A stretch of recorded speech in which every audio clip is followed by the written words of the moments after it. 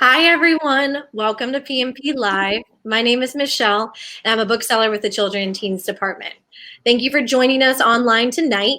We are happy to still bring you politics and prose author events, but from the comfort of your own home. Tonight, we are so excited to have mother and daughter duo and critically acclaimed authors, Jewell Parker Rhodes and Kelly McWilliams. At any time during or after the event, you can click the green Buy the Book button to get your own copy of Black Brother, and Agnes at the End of the World. We have signed book plates from Kelly McWilliams and some fun swag from both authors. Any promotional materials will come with your purchase while supplies last. Tonight, you can ask the authors questions by clicking Ask a Question, located at the bottom of your screen. You can also vote on your favorite questions, and at the end, we'll have time to go over some together. As always, please remember this is a creative, safe space, and we ask that folks be respectful of one another and any questions and comments. Also, you don't have to worry about turning off your webcam or your mic for our event. You can see us, but we cannot see you. So feel free just to sit back and enjoy. Now on to tonight's event. It is my pleasure to introduce Jewell Parker Rhodes and Kelly McWilliams. Jewell is an award-winning author who has penned several novels for both adults and middle grade readers, including Towers Falling and Ghost Boys. Ghost Boys received the Young Readers 2019 Walter Award for We Need Diverse Books. Her Louisiana Girls trilogy, which includes Ninth Ward, Sugar, and Bayou Magic, led to the Coretta Scott King Honor and Jane Addams Children's Book Award. She earned a Bachelor of Arts in Drama Criticism, a Master of Arts in English, and a Doctor of Arts in English from Carnegie Mellon University. She also teaches writing at Arizona State. Her recent novel, Black Brother, came out earlier this year and covers racism, colorism, and the school-to-prison pipeline while diving into the world of fencing. It's a powerful story of family and confronting corrupt systems. Agnes at the End of the World is Kelly's recent YA debut and has already received starred reviews in trade publications, including Kirkus and Publishers Weekly. It's a fast-paced thriller about escaping a patriarchal cult in the midst of a global pandemic. Kelly graduated from Walnut School for the Arts in Brown University. Her first novel, Doormat, was published when she was just 15 years old. She's worked as a staff writer for Romper, covering issues important to women and families. All right, and now I'm excited to turn the conversation over to Jewell and Kelly. Take it away, guys. Thank you so much, Michelle. And thank you, Politics and Prose, for having us. I am so sorry I missed being there. I was supposed to start my tour at Politics and Prose. My novel was published March 3rd. Kelly was published just a week or so ago, and two weeks ago. So at least we're here with you virtually. So I'll start with my introduction to Black Brother. And I think Michelle actually did a fabulous job talking about the book. It is, in my mind, a follow-on to Ghost Boys. You know, it's still about the criminalization of Black childhood and the systemic racism that takes various forms. In Black Brother, I deal with the school to prison pipeline. And it was really astonishing to learn that particularly in schools, and particularly since the No Child Left Behind and zero tolerance advocacy during prior administrations, the children as young as kindergarten are sometimes suspended, punished, have had police called upon them for just minor infractions, maybe talking back. Or in the one case, a young man was getting his free lunch and he forgot his milk and he went back to get his milk and they arrested him for larceny. That it's really astonishing the issues for which children of color are disproportionately punished, K through 12. And those children, very often, while they're sort of caught off and caught up in the juvenile justice system, then have a less likely chance of graduating from high school. They then have a more likely chance of actually being within the prison system as adults. So it's kind of, well, not kind of, it is a horror story that I capture because my character Donte is arrested for a crime of literally throwing down his backpack. That's it. He didn't do anything wrong, and yet he's traumatized by it. The other part of the novel is that it's about colorism. And this is out of my own sort of family experience raising Kelly and raising my son, Evan. My husband happens to be this very big, tall, white Norwegian descendant guy. And at first I didn't want to marry him because particularly in the era when I was a young woman, it just seemed that racism was so abounding. I had been called so many harsh and negative names and experienced so much discrimination, but he was my true love. So, okay, we're going to get married, but I'm not going to have kids because I don't trust the world to treat children of color right. And I must say, I'm so sad that my worries have borne out to be true, but I'm so overjoyed that I have my daughter and my son in my life. Well, when Black Brother, Donte and Trey are two biracial boys, and Donte, my hero, presents as Black, which my son Evan does, and his brother Trey presents as more light-skinned, or people misinterpret his skin color as him being white, as they sometimes do for my daughter Kelly. And because of that tonal difference, Donte is treated more harshly. Donte is bullied. And so I wanted to point out to all people, and especially our school kids, that, skin color is a superficial item. Skin color has nothing to do with our common humanity. It's just a surface variation like eye color, hair color. And Donte and Trey battle together as brothers strong, trying to maintain their love in a system that racistly would prefer that they be apart because they are so different in color. Kelly, what is your wonderful book about? Well, I have so many things I want to respond to about this. Oh, no. Start there first. I don't know. That was so good as always, but this story, Black Brother, I have been waiting for my mother to write this book for forever, because I think it's the most personal book she's ever written. It's very much inspired by real life experiences that we had as a family. And she worked hard to get this cover to show the difference in the shades between my brother and I. The differences were in fact so stark that people would argue with me and Evan. I mean, when we were children, when we were in 3rd and 4th grade, no, you can't be related. It's not possible. Oh, yes. I mean, it was really just, and like people would try to convince us otherwise. And little Evan, who's 3 years younger than me, I would say, no, we are related. And then for me later, it was like, of course, the skin color in some sense is superficial because it is skin. In another sense, we share the same culture. Like we have the same roots. And so we have the same stories that matter to us. We grew up on Brer Rabbit, but the school system, as soon as we arrived there, and my folks always shelled out for these fancy private schools, but because of some experiences that you had, as soon as we showed up, they couldn't have treated us more differently. And it breaks my heart to this day to think about that. And me and my brother, the truth is we're very alike on the inside, but they couldn't see that. They refused to see that. Yeah. I almost must add too that it became particularly worse as Evan reached the rite of passage, as he became a middle schooler. So very much like in Ghost Boys, talking about Emmett Till, Tamir, Trayvon, Philando Castile, that's sort of like coming into young adulthood, people then dump all these stereotypes. It's as though, being a child does not allow you any grace or any freedom. So it got particularly bad when he was 12. And I remember at your school when Evan was being moody, but he wasn't threatening anyone and he didn't have a weapon. And yet the maintenance worker, had called the dean. The dean called me. And when I got there to say, Evan, what's up? The maintenance worker is telling me the next time I'm going to call the police. And this was in Boston, and Boston has a very checkered racial history. And I nearly buckled with the idea of him being possibly close to, an incident with the police. And it's true. There's also, I think, not only skin color difference, but gender differences that you and your brother experienced.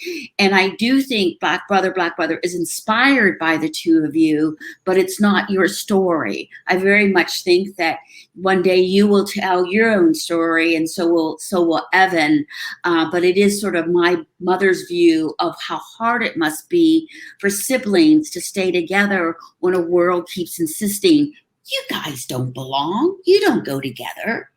Okay, but now tell us about Agnes. I'm so proud of you. Yes, so Agnes at the End of the World is the story of a 16-year-old girl who escapes from a fundamentalist cult only to discover that the world has been plagued by a terrible pandemic. And I wrote this book 3 years ago is when I began it, when I had the first glimmer of that idea. And I was pregnant at the time and living in Honolulu during the Zika epidemic.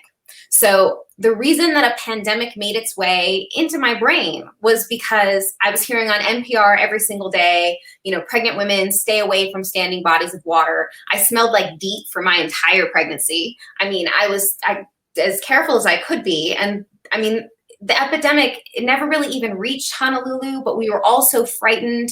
And I just had this glimpse of how a public health crisis could really turn the world inside out. And I thought, well, oh my goodness, I took it to the worst case scenario, which is what you learn to do as a writer. And I am shocked to find that we continue to be in that worst case scenario today. But what I will say is that Agnes is a very hopeful story. It's a book about a girl who leaves this cult and enters a world that she never expected. She never expected it to be. She thought the outside would be her salvation. She thought it would be where she would finally be safe to take care of her younger brother. They flee the cult because her younger brother has type 1 diabetes, and the cult is such a fundamentalist program that they forbid all medicine. So she knows that her younger brother is going to die if she does not leave. And when she finds the outside world, it's not what was promised to her. But she fights on, she journeys on, and she decides, well, if there isn't the world waiting for me that I expected, I'll make my own world. Yes. And that, to me, is the reason that I want teenagers to be reading this book now. In my town, as in so many, I see the high school graduating seniors. They didn't get to have their graduation parties. They didn't get to have their proms. I see their pictures up on doorsteps, and, you hear horns honking for them and congratulating them. But this is not the world that they were prepared for. And then kids who might be going to college in the fall, all of that being up in the air. I was just talking to a mom who was so grief struck by the idea that her child might not be able to attend the college of his choice.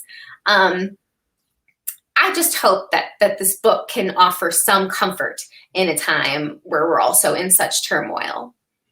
I think the book is marvelously affirming, because the thing that's so great about Agnes is that she develops her own sense of spirituality, that she reimagines her God to be a God that's inclusive, welcoming, not only of women, but of all kinds of diversity.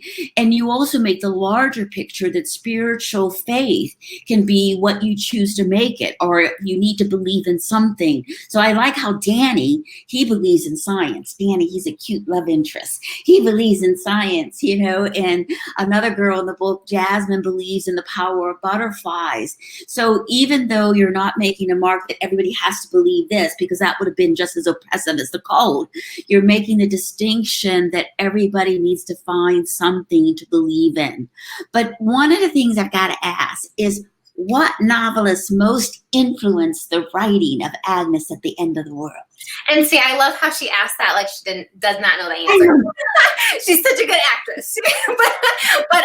So, okay. I'm going to actually dial it way, way back to the 90s. Okay, so in the 90s, you walk into a Barnes & Noble, and how many writers of color did you see, especially in the science fiction and fantasy section? Almost none, right? So I remember a day when I asked you, how come Black women don't write science fiction? Because it just really bothered me, and science fiction was my favorite genre at the time. And you said, no. They do.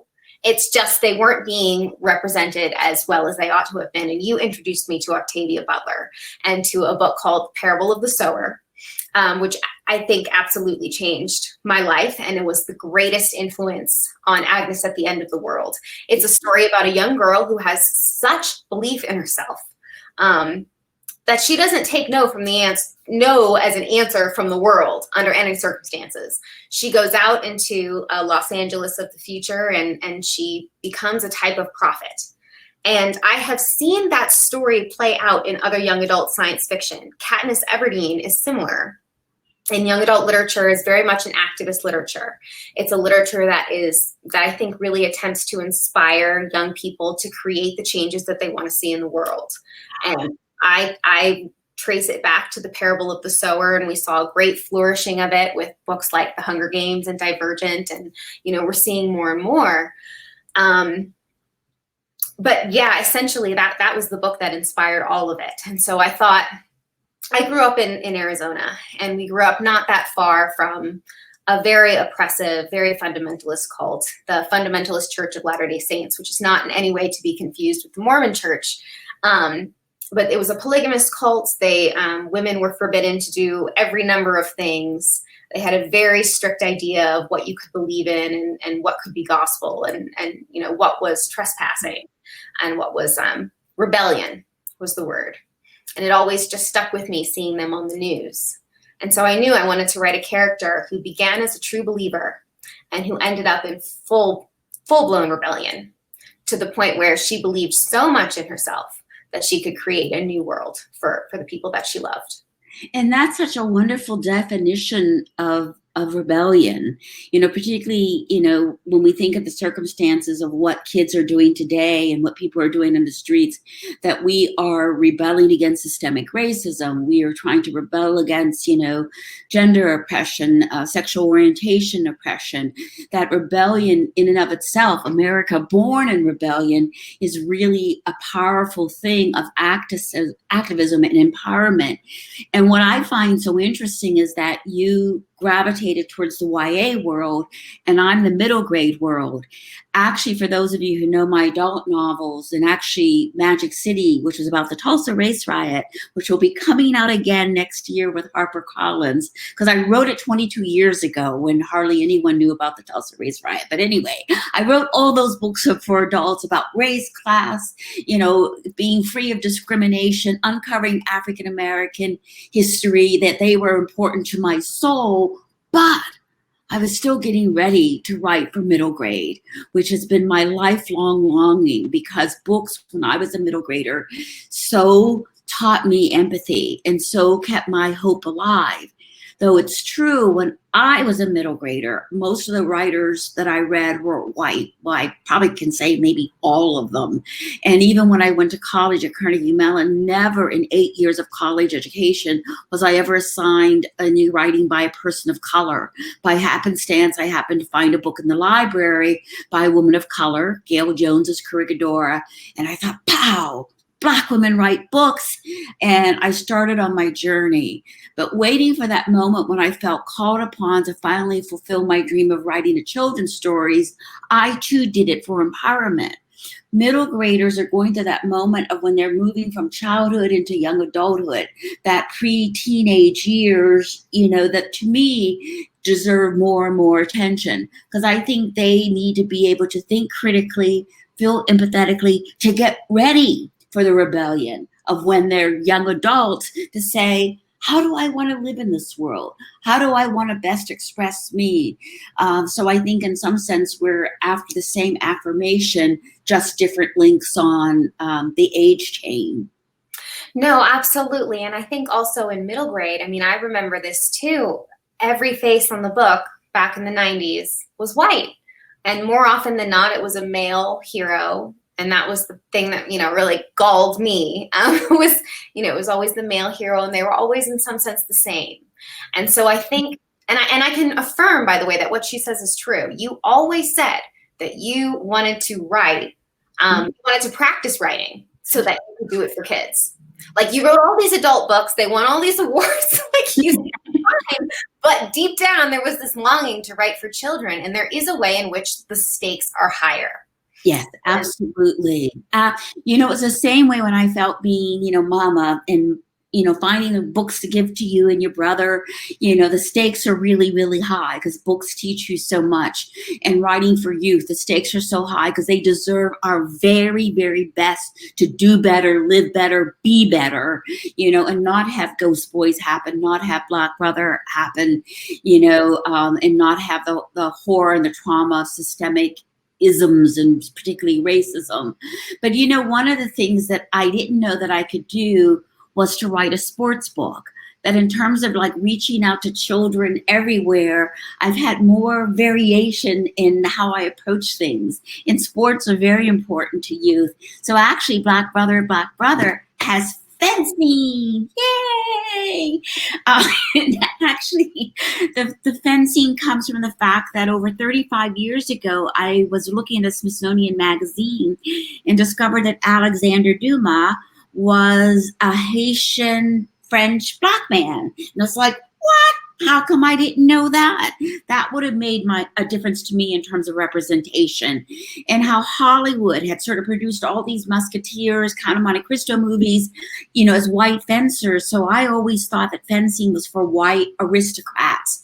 And here, come to find out, Alexander Dumas was writing about his dad, who was known as the Black Count, who was a Black general famous in Napoleon's army. So it connected later with me when we had the Olympics in Brazil, because half of the fencing team, well, not half, but at least 5 in the fencing team were people of color, as an African-American, biracial, and a couple were Chinese, Asian American. And it was just such an explosion.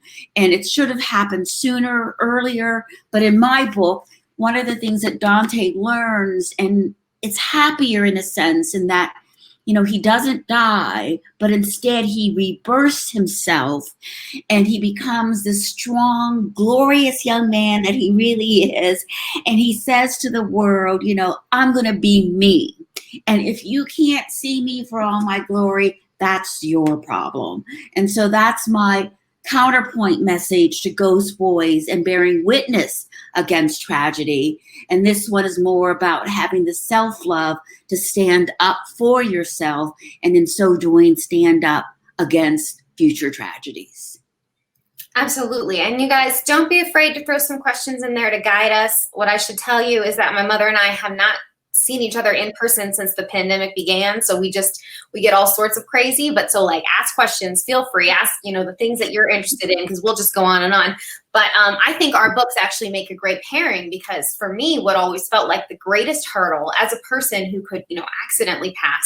And now I really, really consciously practice anti-passing, especially in this moment. I did not let anything slide. And I'm living in Colorado right now. So trust me, not letting anything slide, and it is work. But so Agnes at the end of the world, for me in my 20s, the big hurdle was being a woman.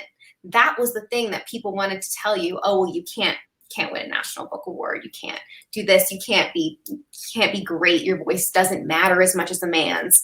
And I had always remembered this polygamous cult. It's essentially in our backyard, where a man had 6 wives. And it just felt like it was saying you're worth the 6th of a man, right? And so for Agnes, her journey, and I think it matches Donte's journey in a certain way, is discovering that no, she can be worth as much as she believes she's worth. And that also resonates with, the voting rights and African Americans not being considered a full one vote man, and women then not being allowed to give the vote. But what I also find astonishing, though, we are fighting against racism and colorism, is that as women, and even though I've done, my very best, as women, both of you have silenced or keeping silent as a tool of oppression that we learn from the culture around us. And it really does demonstrate how our culture sends such negative messages. So even people who say that I'm not, I'm not sexist, I'm not racist, that there is still buried within them particular biases that are driven by our culture that can create hassles and problems. Absolutely. And I think it's fascinating that you wrote about fencing. I'm working on a novel right now called Mirror Girls. It's about two twin sisters, one of whom is light enough to pass and one of whom obviously is not. And it's set in the Jim Crow South. And so I've been reading a lot of the oral histories from that time period. And I came across, an older man in his 80s who was telling a story about how he discovered that Alexander Dumas was Black. I couldn't believe when you told me. It was so wild to read because and it was actually before I read Black Brother, but I knew what you were working on. And he said, he said something so profound, and I really should just grab the book. But the University of North Carolina did this collection, and they have a full one, and then they have one that's also just geared towards women's voices, but it's basically the history of Jim Crow. And he said they just want to erase us, like they just want to take away our representations so that we feel like we must be as little as they say we are. And to him, when he went to college and discovered that Alexander Dumas was a Black person, it was like he had seen a new God in the sky, a new star in the sky. And why was it hidden? Why was it buried? And my God, how much work it takes to erase so much. Exactly. One of the things in terms of talking about narrative structure is that my grandmother, maybe, she could have been in that book that you just mentioned, but my grandmother, when she was alive, she would on the porch tell me stories. And she told me those stories out of that orality, that oral tradition that this book is also capturing, a passing down culture and ideas through storytelling. So when I write my books, particularly for, middle graders, but also for adults, I feel thankful that I'm able to call upon that orality that I hear of Black speech patterns that are keeping stories alive. And a lot of students have responded really positively to my books because though I think they're complex, there's an easy access point because it's like somebody sitting down just telling you a story. And one of the things that happens in our educational system is that we prize Western narratives and Western stories. And so rather than waiting till you go to college to learn about women's stories, or African American or Native or Jewish stories, at least in my small way, I feel as though I'm trying to write a narrative that fulfills the sort of like early intro into African American literature. Absolutely. And that work of orality, it has been on individual families for so many centuries to tell, Black youngsters that they matter in the face of a whole world that is telling them different. Our women, Zora Neale Hurston. Women too. And when you get that intersection, that's where it can be, I think, the most difficult.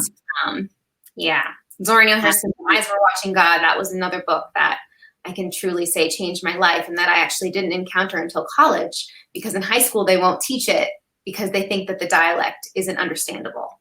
And so that's another thing that we can talk about too, is that I think schools should open the floodgates a little bit. If you're going to teach Huck Finn, you should at least be able to teach Zora Neale Hurston. Absolutely. And I'd say read it aloud, or if necessary, get an audiobook. But Michelle, we're going to ask you to open it questions, but I'll say one thing, because I teach African American and ethnic literature. One of the things that I prize most about Their Eyes Are Watching God is, remember, it opens up with Janie on the porch. And this is sort of like, in a way, in my mind, like Jerome being killed on chapter 1 of Ghost Boys. Some people say, well, why does that sort of end happen at the beginning? Well, that's very true of that sort of circular storytelling within the African American narrative. But for Janie, when she comes back and she says, I call in my memories to come and see, it starts out with the idea that she is a whole woman. She is Wonder Woman. And then the rest of the story, is like how she got there. But the idea that, and the affirmation that by herself, she was enough, I just love that. Yes.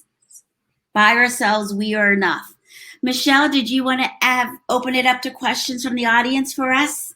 Definitely. That was great, though. Thank you both for going over the book and your journeys and getting to hear how it tied in to your family. Yes, so now we're going to open it up for questions. If you haven't already asked one, it's not too late. You can still add one by clicking on Ask a Question at the bottom of your screen.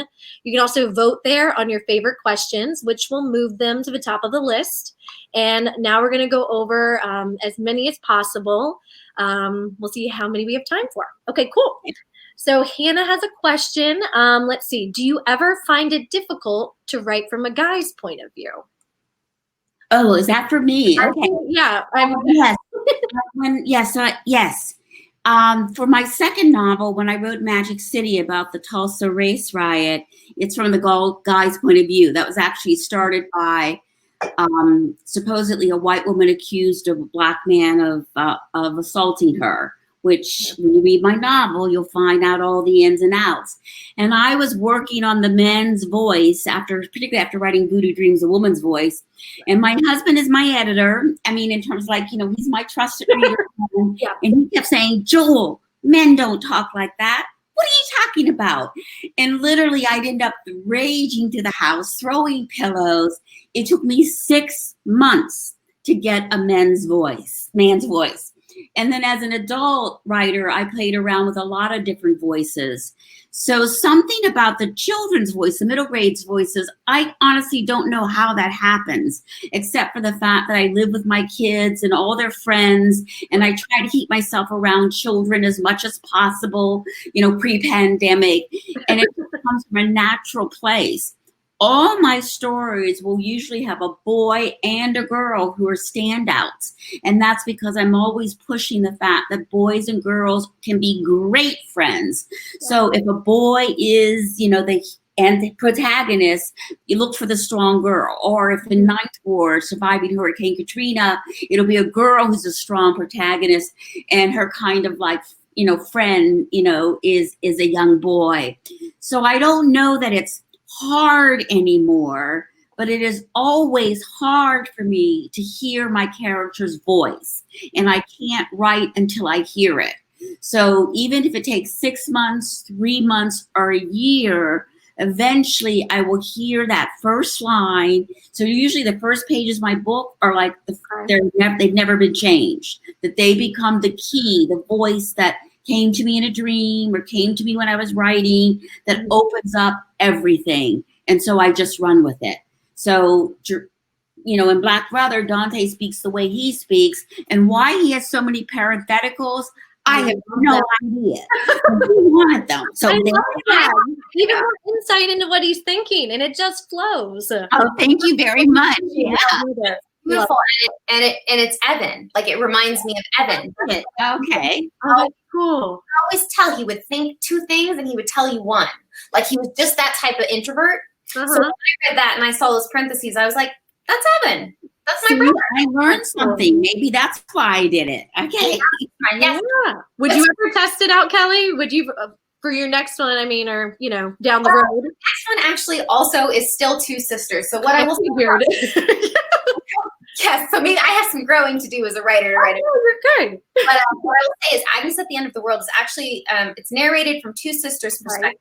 So we have Agnes, who's kind of like my ideal. She takes care of her little brother. She's selfless, prophetic. She's absolutely unafraid. She's courageous. She's ready to do what needs doing. And originally, I just wrote the book from her perspective. And reading it, there was something, it just wasn't relatable. That's not the type of teenager I was. That's not the type of teenager most people are. Agnes was special in that way. And so I was called to write her for that reason. But I introduced the perspective of her sister, Beth, who mostly wants to kiss boys and get tattoos and get out of this cult. Yeah. That's what she wants. And that was what I wanted. And to be able to slip into her voice. I used to always tell my husband, I was like, "It's a Beth day today." When I was writing, I was like, "I'm so happy. It's a Beth day," and Agnes were my challenge because she was my reach. She was my ideal. And she's also the magic, I think, that animates this book. But, a Beth day is a good day. I think it's kind of cool that she's got 2 girls, and I've got 2 boys, But anyway, yeah. I know, both siblings and everything. But I guess I was gonna ask Kelly, if you related to one or the other more, Agnes versus Beth. But I guess Beth, as you were growing up? Yeah, Beth, as I was growing up, for sure. Although I do believe there's, kind of a theory that every character a writer writes is a piece of them, that's some sort of shard of your heart.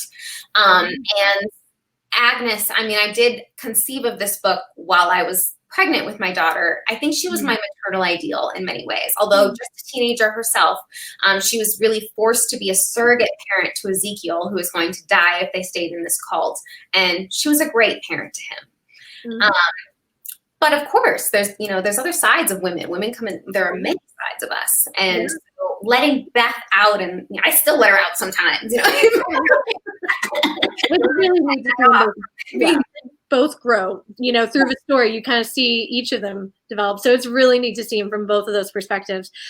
Jewel, do you relate to either one more for Agnes or Beth? That's a question I never thought of. Would you be more of like the rule follower, like Agnes is in the beginning, or want to get out? Actually, I think in my ideal, I would be an Agnes, that she has gone through adversity and she comes out stronger, in loving and supportive of others. I guess I would say my childhood, my mom abandoned the family when I was 8 months old, and my grandmother raised 5 kids, all under the age of 5. And she really saved my life. But grandmother, never finished 3rd grade. Our family was poor, and things were just tough. But grandmother, through her loving, taught me love, and I just wanted to go and survive and thrive and be resilient enough that I wasn't a bitter person in the world, but I was instead hopefully shining light. Grandmother used to tell me, always, eventually, the universe shines down with love. And at this moment of our sort of political time, boy, am I holding on to that. So saying, okay, I'm waiting, son, looking out the window. I'm waiting, but I have lived long enough or know enough about her that I know we are going to make, a better world. So in that sense, I love Agnes because she does it. So the power of her being a role model for all our young people today, it's like, go for it. Go for it. Awesome. All right, let's see. So we have a question from Leslie. She wants to know, what do you think is the best way to introduce the discussion of implicit bias, racism, and colorism to upper elementary students? Reading your books is an important part of that introduction, but once the books have been read, do you have additional suggestions for how to make discussions meaningful or any actions for students to take? I would suggest my educator's guide for Ghost Boys is absolutely terrific. It was written by a teacher and vetted by 10 other teachers, 5th grade teachers, who did a fantastic job. And you can always email me for questions and suggestions. I think the new children's version, young kid version of Just Mercy might be appropriate. I think the stamped young adult is still very much a young adult. So you have this paucity of things for the middle grade. I would also think about Sugar. It's my novel of Reconstruction that I think works really well to bring that sort of trend change of how do we go from slaves to no slaves, and how did the society respond to it? Well, they adopted the KKK, and then a little white kid and a black kid became the best of friends. Both things happened. But it's a funny book filled with all trickster tales, but of the power of how humor can be part of one's salvation. I do think that there are some excerpts that could be curated from the Eyes on the Prize series. And just recently I saw on Anna Poor's show, Lonnie Bunch, who is, the Smithsonian's, head, the secretary who founded the African American Museum. He has done enormous work. So they, both in the Smithsonian, but particularly in the African American Museum, go and find out their resources. The Emmett Till exhibit at the Smithsonian is, in fact, the most, popular exhibit. So I think it happens for that young people need to see real bits and pieces of history, photographs, video, as well as characters that create the kind of empathy. Don't be afraid of the truth.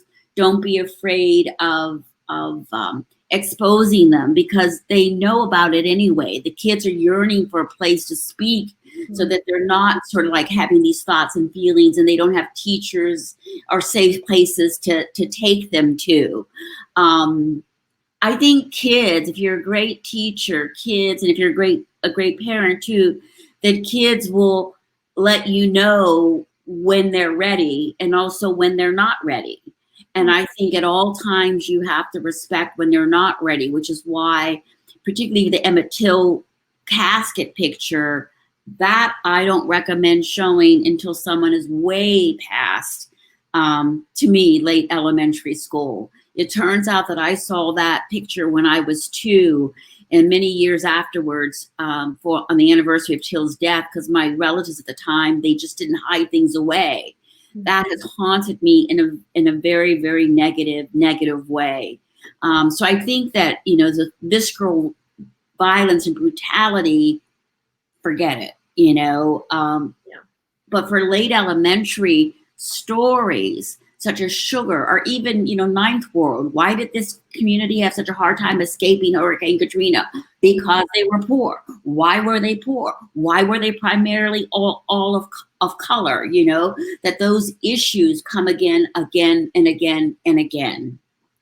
I would also say to the issue specifically of colorism, the Humane Project by Donte.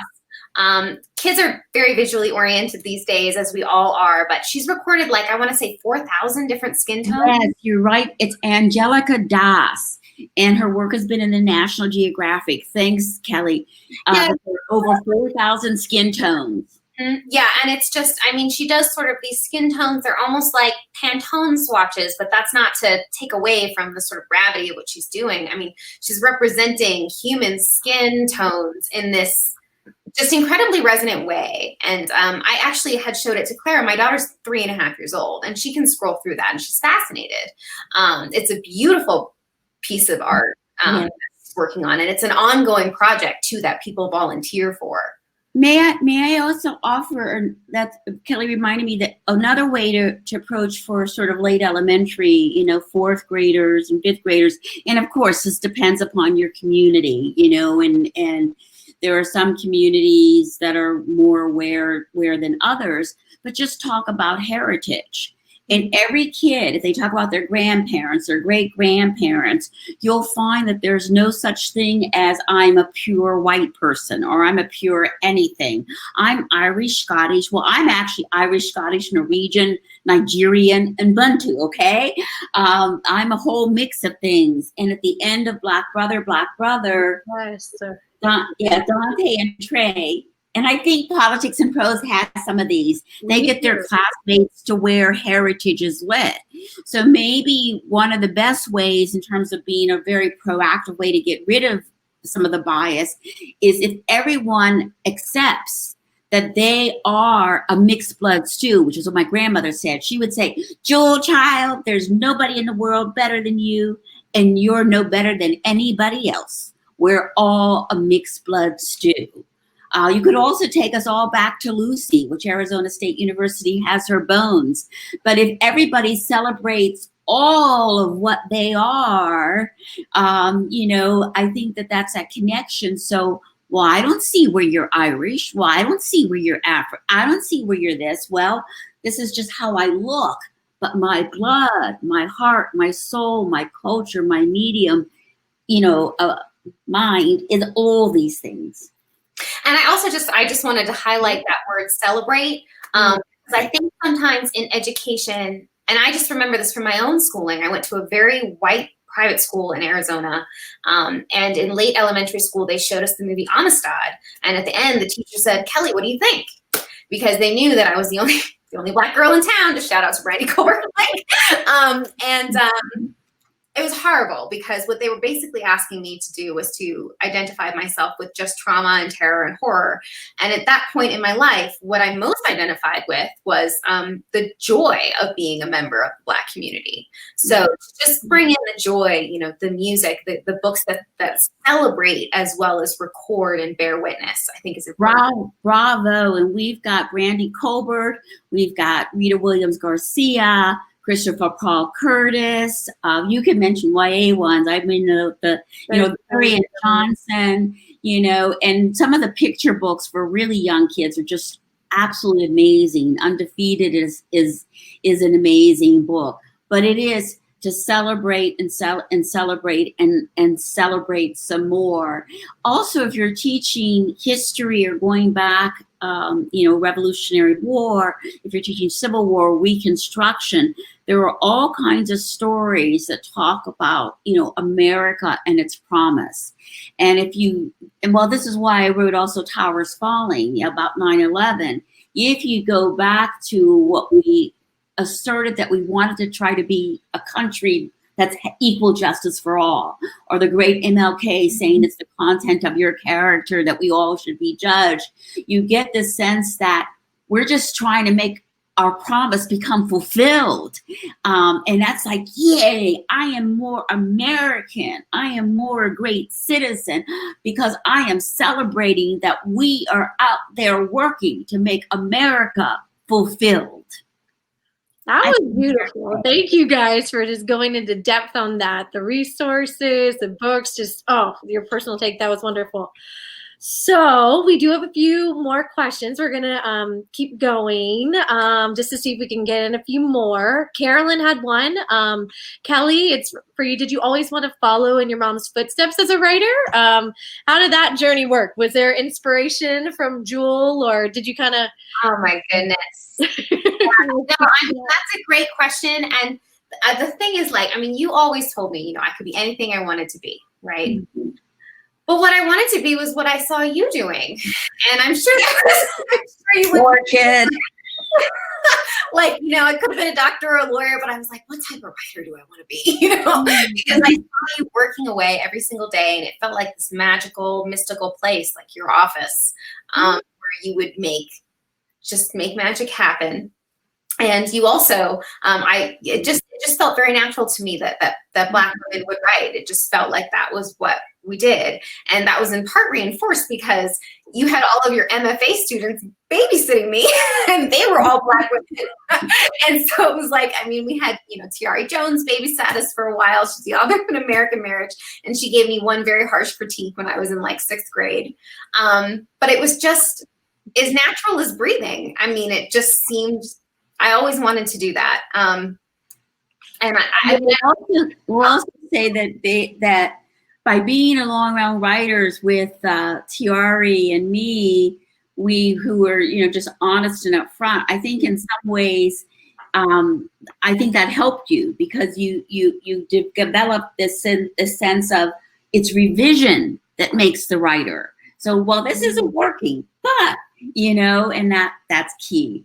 It's true. It was a huge gift to have a writer in the house because you cut through all of the BS. It was never shrouded in magic. To you, it was work. It was like being a dentist, drilling a tooth. It was like, this is just work. So by the time I got out into the world and I got my first edit letter for Agnes at the End of the World, what it literally said, and when I turned in this manuscript to my bless her, my kind editor who took a chance on this book, it was a mess.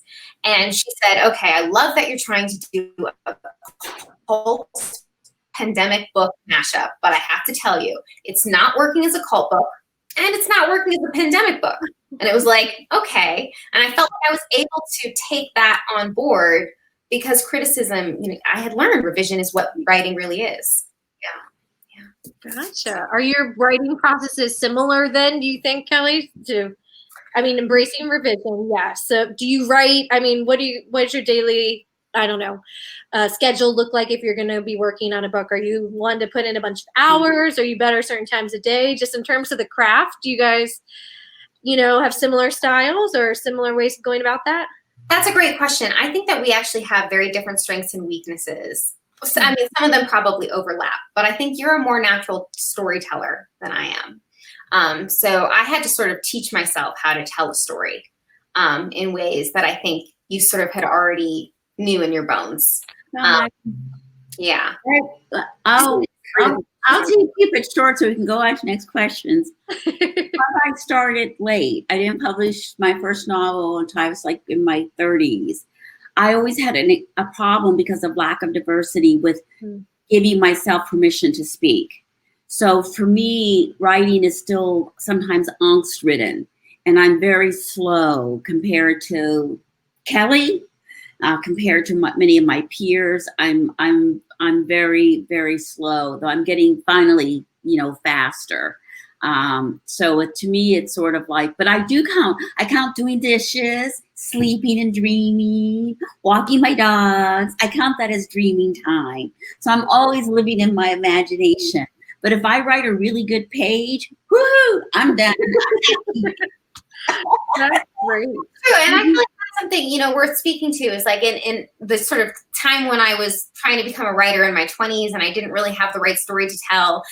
This like NaNoWriMo was a big trend and everyone was doing word counts and kind of trying to write as fast as possible. And, you always reminded me, it doesn't matter how many words you write in a day, it's how good are those words. Would you ever co-write together something? I mean, future project? Maybe. Kelly and I, somebody said alternating points of view.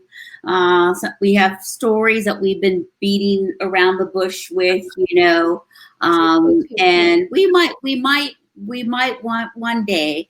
And then, of course, we can wait for Clara, who's 3, to be all grown up. 3 generations. Yeah. Very cool. All right, Lauren has a question. She says, I struggle to find books with male main characters that my students relate to.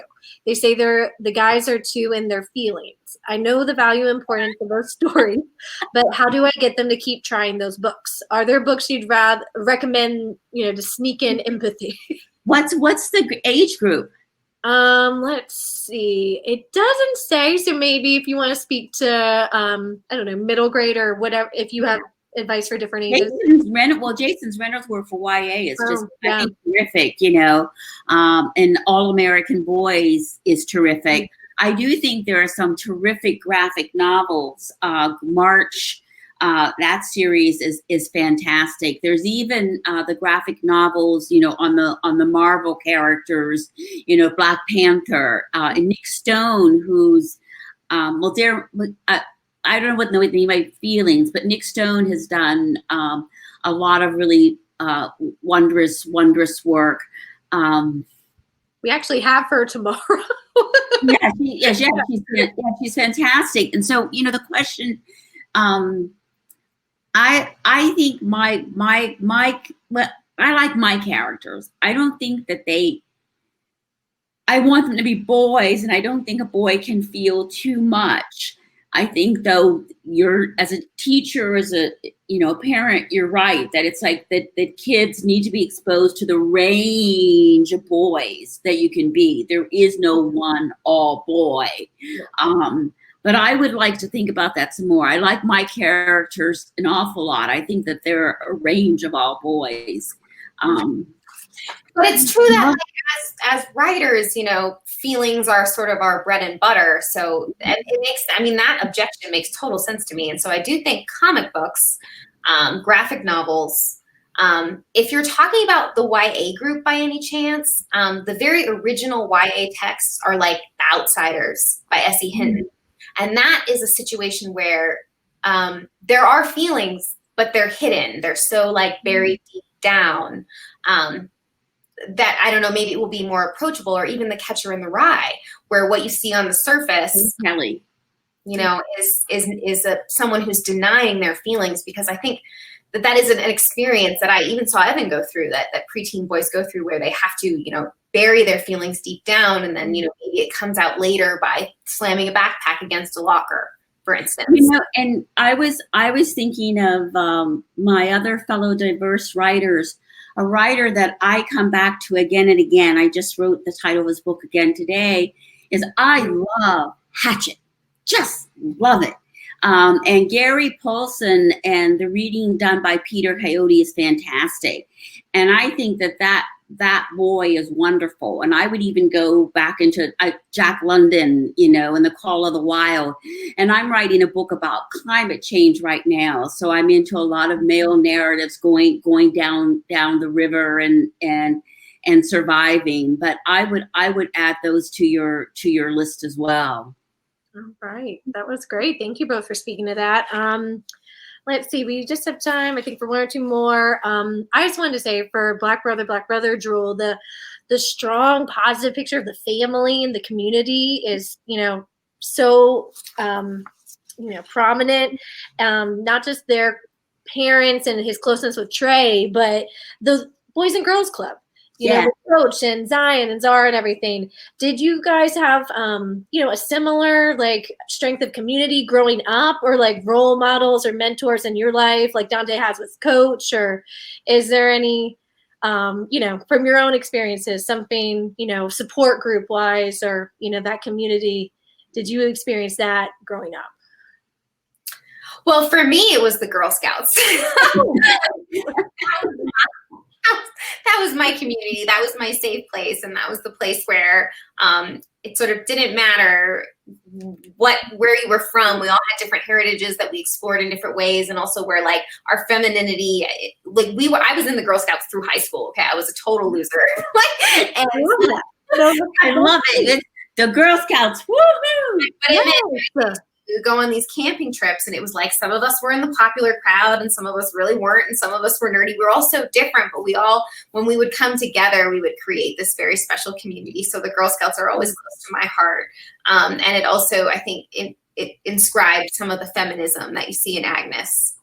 Cool. Me personally, I have, as a parent, we make decisions and you always second guess.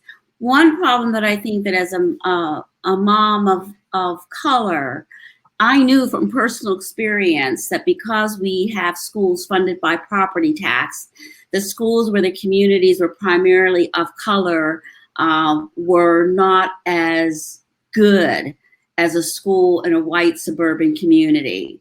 I knew, and you got to read Color of Law by Rosenstein. It's a great book about how HUD contributes or started really redlining and segregation and everything that flows from there. So it's sort of like making the decision that my kids went to school with kids who, for the most part, did not look like them, because I wanted them to be well educated and be able to be accepted into college. Newsflash, Jule did not get accepted by a college. Okay.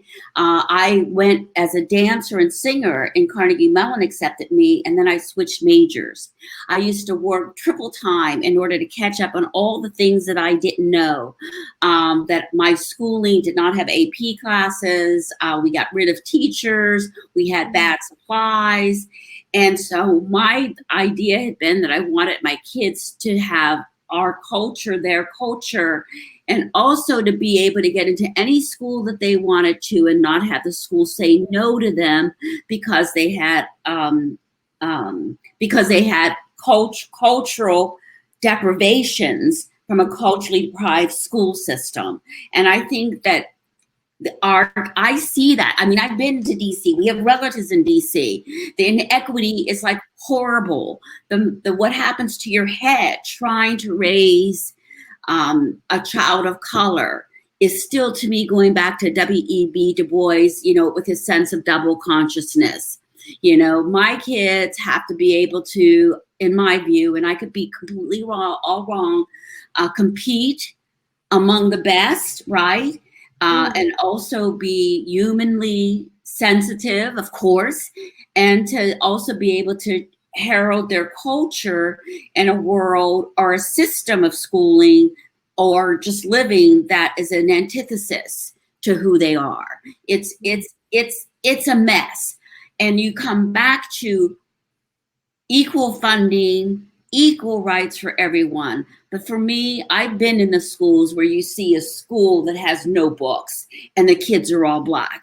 Or you go to a school that, you pay a tuition and the kids are like grade years ahead in terms of their intelligence. And it's sort of like, wow, they're wonderful because they've had, access and the benefit of great resources.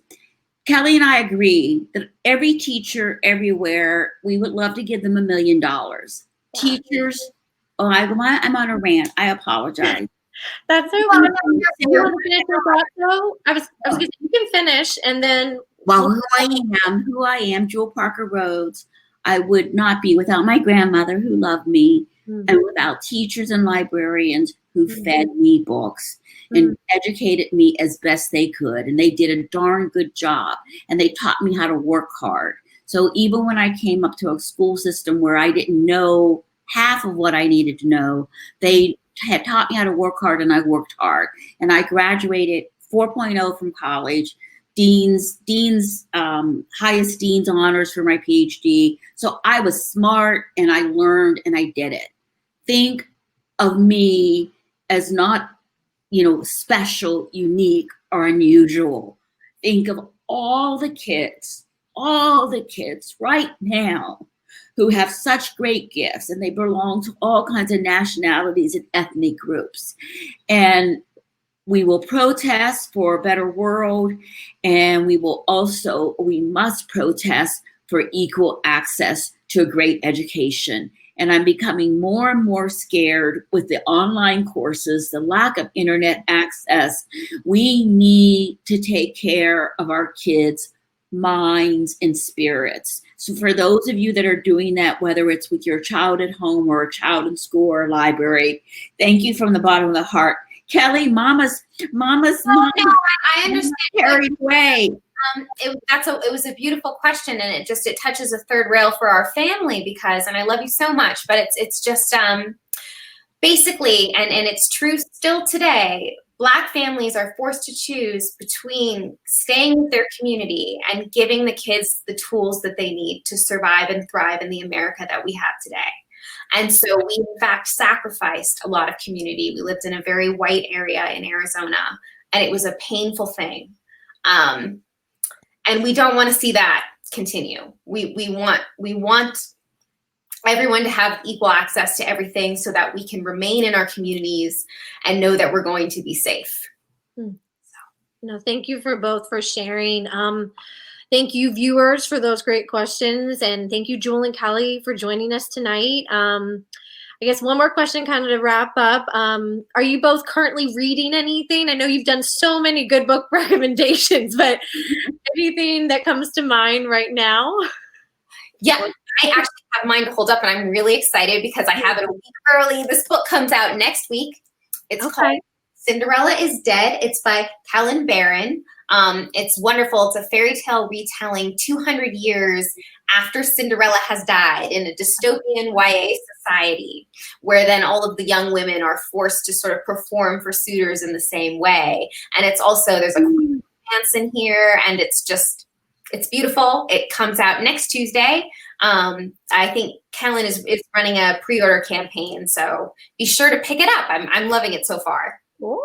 Oh, Kelly, that's awesome. I read everything that my daughter tells me I should read. When I'm writing, I sometimes find it difficult to read other fiction. So I tend to get buried in nonfiction.